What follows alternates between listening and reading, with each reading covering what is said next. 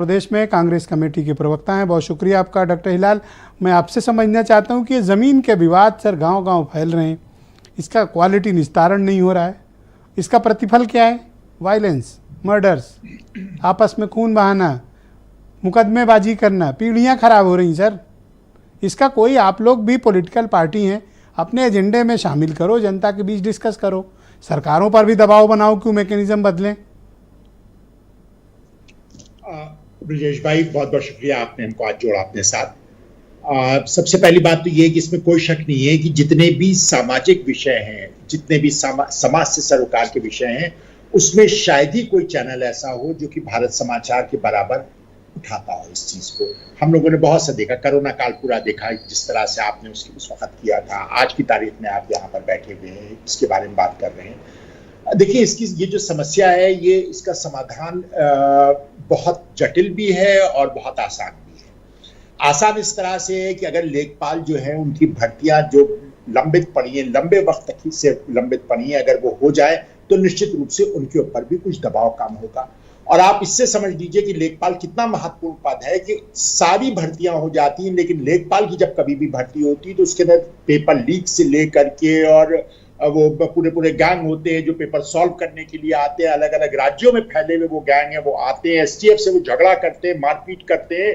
तो ये अपने आप में बताता है कि लेखपाल का पद कितना मलाईदार है। आपके शब्दों में कि इतना ज्यादा मलाईदार ये पद है। सर, हमारे यहाँ तो कहावत चलती है, लेखपाल और राज्यपाल। जी, बिल्कुल सही है, बिल्कुल सही है। तो वो इतना मलाईदार पद है कि उसके ऊपर इस तरह का झंझट होते हैं, इस तरह के झगड़े होते हैं, और सरकार को निश्चित रूप से यहां से अपने को आना चाहिए और देखना चाहिए कि उनकी भर्ती सही वक्त पे और सही तरीके से हो जाए, तो कुछ समस्या का समाधान निश्चित रूप से यहां से होगा। दूसरा ये है कि जो लेखपाल की ट्रांसफर और पोस्टिंग है, अभी जो आपने जैसे बताया अखिलेश जी की जो आपने बात बताई, ट्रांसफर और पोस्टिंग है, उसमें अगर कहीं चकबंदी हो रही है तो वहां के लेखपाल के लिए क्या क्या नहीं हो जाता है, ब्रजेश भाई, आपसे ज्यादा कोई नहीं जानता। तो और ये पैसा वहीं नहीं रह जाता, वो वहां से शुरू होता है और ऊपर तक जाता है। तो जाहिर सी बात है, कोई चाहे कोई मुख्यमंत्री हो, चाहे कोई मंत्री हो, चाहे कितना ही कह ले, उसके ऊपर कोई असर नहीं। सर, मैं तो अपने दोस्तों से कहता हूं कि जिसको ये गलत फहमी हो कि वो बहुत पावरफुल है, तो जरा अपने यहाँ के लेखपाल को हटवा के दिखा दे। अगर उसकी चूल्हे न हिल जाए, उसको आईना ना दिख जाए, तो मैं कहता हूं अपनी बात वापस ले लूंगा मैं। नहीं, आपकी बात सही भाई। आखिर जब मुख्यमंत्री जो हैं वो प्रेस कॉन्फ्रेंस में इस बात को कहते हैं कि वो लेखपाल को नहीं हटा पाए, तो इससे ज्यादा सशक्त व्यक्ति किसी भी राज्य में कौन हो सकता है। तो ये लेखपाल की जो शक्ति है, वो शक्ति कोई उनके अंदर कोई किसी तरह का कोई वो तो है नहीं कि बहुत ताकतवर है। उनका शक्ति है उनका पैसा, और वो पैसा मैकेनिज्म क्या है, क्या करना चाहिए? आप लोग क्या सोचते हैं कि ये भी तो एक समस्या है ना, इसका निस्तारण भी आप ही लोग के हाथ में। आप पॉलिटिकल लोग हो, आप ही लोग सत्ता और प्रतिपक्ष में रहते हो। हम लोग तो सिर्फ मुद्दे को उठा सकते हैं, समाधान तो हम दे नहीं सकते।